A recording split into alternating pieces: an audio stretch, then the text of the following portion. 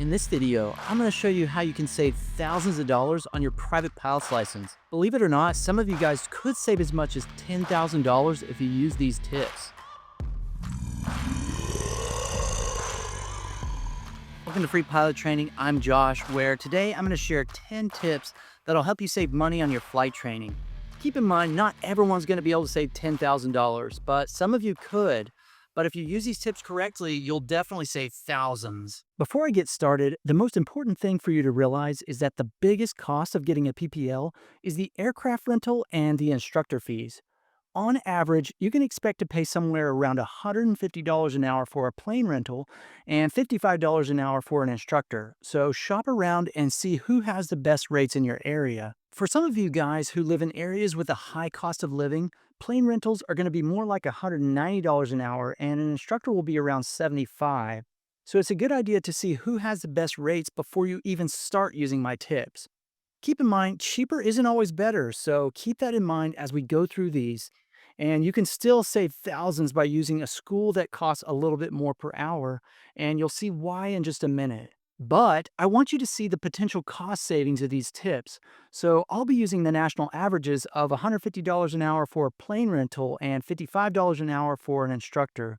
In this case, you can expect to pay about $205 an hour total for your flight training.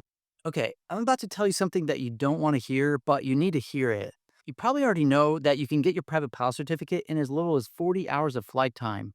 So you probably already have a number in your head that it's going to cost you. But what you don't realize is that the national average is actually closer to 65 hours of flight time. Now, don't let this scare you off. That's the whole point in this video. A lot of these tips I'm about to give you keep you from wasting precious time in the aircraft because every second you spend droning around is money you're farting out, and your instructor doesn't care. He's getting paid no matter what, and this leads us to our first tip. As soon as you know you're going for your PPL, get your medical examination done now and apply for your student certificate immediately.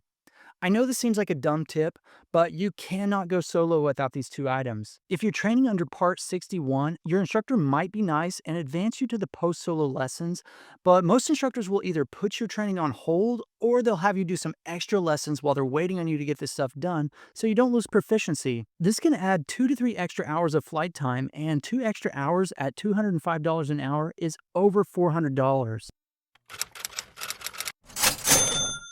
Okay, the next tip is something that the Air Force taught me, and unfortunately it feels really stupid, but I'm telling you, it works. If you want to save money in an airplane, one of the best ways to do that is to chair fly.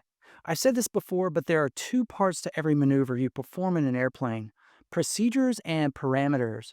Parameters are things like airspeed, altitude, and bank angle. These are all things that can be practiced in the airplane, but procedures can be practiced on the ground for free. If you can sit down and go through every step of the stall process in your mind as you sit in a chair, you will be able to go through every step of the procedure in the airplane purely by muscle memory as well. This is going to allow you to focus on things like heading, altitude, airspeed, and all the other parameters that are required to perform the maneuver properly. Now, I'm going to be super conservative with this number. I think you could save as much as 10 hours of flight time if you learn to chair fly properly. But for the sake of this video, I think it's safe to say that most of you could easily save 3 hours of flight time if you spend 30 minutes a day chair flying. That alone could save you over $600.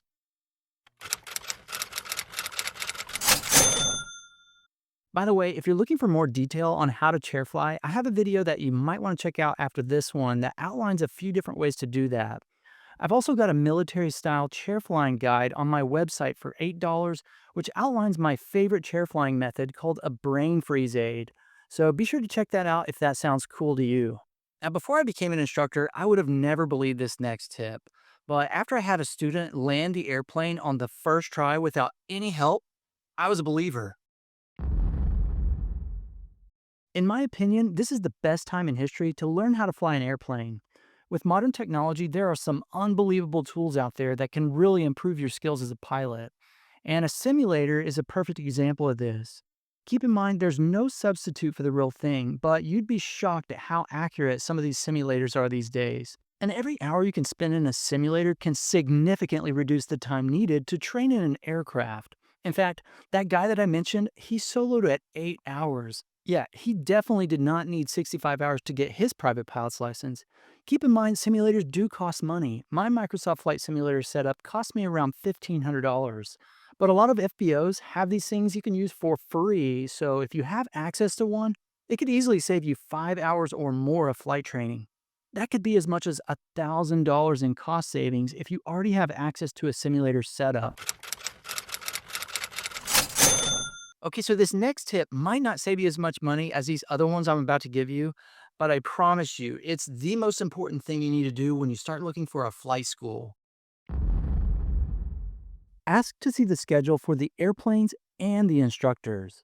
A lot of schools don't want you to know this, but something that could cost you a lot of money is when a school has too many students for the amount of airplanes and instructors they have. As a private pilot student, you need to be flying at least once a week. 2 to 3 times a week is ideal, but if you don't fly at least once a week, you won't be able to keep your proficiency during your training. If you look at the school schedule and there isn't room for at least 3 flights on the schedule for the week, you need to go somewhere else because at least one of those will cancel for weather and another could possibly go down for maintenance. You should always try to schedule at least 3 flights a week with the hope of getting at least two. If you lose proficiency and have to get it back, this can cost you an extra lesson or two.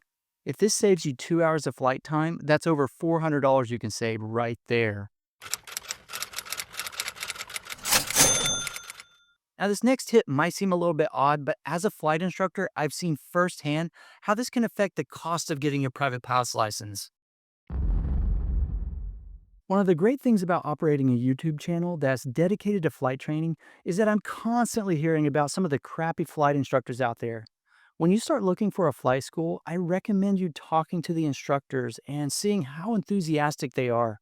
You can always tell the ones who want to be there and the ones who are just doing their time so they can get to the airlines. You want that guy or that girl who just loves flying and they love teaching. They're the ones that are going to take the extra time to coach you on your weak areas. And they're also going to be the ones who stay with you 15 extra minutes to make sure you understand something without nickeling and diming you to death. A lot of times, these instructors will give you 15 minutes for free here and 15 minutes there because they just love doing it so much. And this could save you a ton of money by itself. Now, I'm not saying that you should take advantage of these folks. You should also be willing to pay for this extra time. But an instructor who cares is going to really work to find the teaching method that works best for you as a student pilot. And an instructor who's good at doing this can chip away as much as 2 to 3 hours of flight training. And this could save you as much as $400.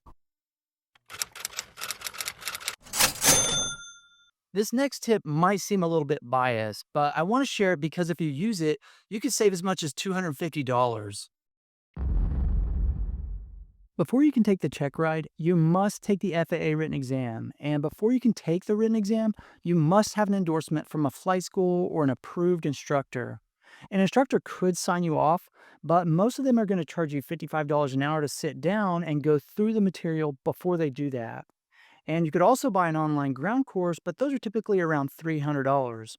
Or you could buy my premium ground course for only $50. This course is an interactive PDF that uses the videos you already love from free pilot training, along with reading assignments and over 700 questions worth of quizzes and practice tests to get you ready for your written exam and the check ride. Best of all, I'll email you that endorsement once you pass my exam with a 90%. Sorry, I don't mean to be a salesman, but why wouldn't you want to save $250 on your training? And a lot of people are saying this course is just as good or even better than those big schools out there.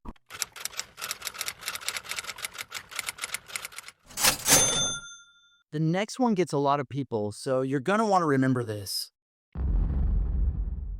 Before you can get your private pilot certificate, you need at least 5 hours of cross country solo time.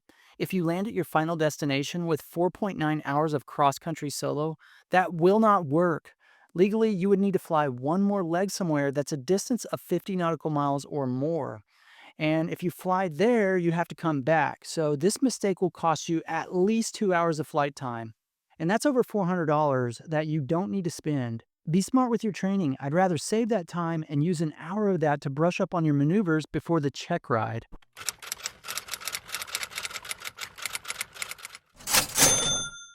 If you don't have a really proactive instructor, this is something you need to make sure you're getting in every single lesson.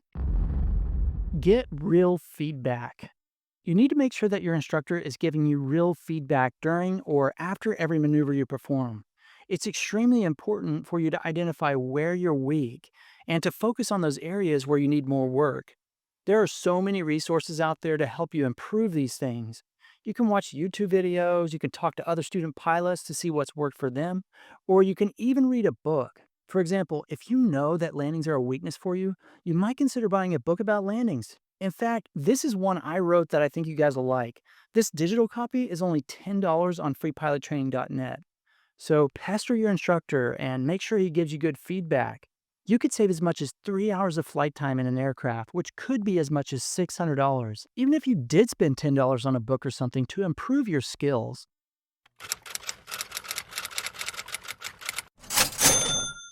Okay, here's a really weird money saving tip, but it could save you as much as $2,500. Don't be fooled by the Part 141 myth. Here's a quick fact for you. It is possible to get your private pilot certificate under Part 141 in as little as 35 hours. In fact, I use Part 141 for my private pilot certificate and my CFI. And one thing I'll tell you is that these programs are designed so that you will not get your PPL in 35 hours. Yes, it's possible, but it's rare. And that's because Part 141 is structured in such a way that before you can move on from one stage of your training, you have to pass something called a stage check, which is basically a mini check ride to make sure that you're ready to progress. Let me be clear, I'm not saying anything negative about Part 141. I just want you to realize that not too many people get their license in 35 hours. If you're a go-getter and you pick things up super fast, you might save some money. But the real advantage to Part 141 is that it's extremely structured so that your knowledge and your skills should be more well-rounded. Keep in mind, there's some awesome Part 61 instructors out there who are just as structured as these schools. So do your research and see where that leads you. Keep in mind, for my military folks who have their GI Bill left over, Part 141 will save you money because the VA will pay for those ratings at certain schools. And you can even get your private pilot certificate as well if you're going towards a degree-bearing program. The VA website will tell you that you can't do this, but I know that's not true because I did it. I think all I paid for was a check ride. Everything else was free. Bet you're thinking about joining the Army now, ain't you? Now, here's where getting full will cost you. Most Part 141 schools are more expensive. They typically have better equipment, but when a Part 61 school in your area might cost you $205 an hour for the airplane and the instructor, now you're going to pay more like $190 an hour for the plane and $75 an hour for an instructor. That's $265 an hour. If you end up flying 60 hours at both locations, you're looking at about $16,000 versus $12,000. The truth is, you're going to fly about the same amount of hours at both locations. If you want to pay a little more for something just because it's more structured, that's fine. Just don't be fooled into thinking that you're getting your PPL at 35 hours. That's super rare.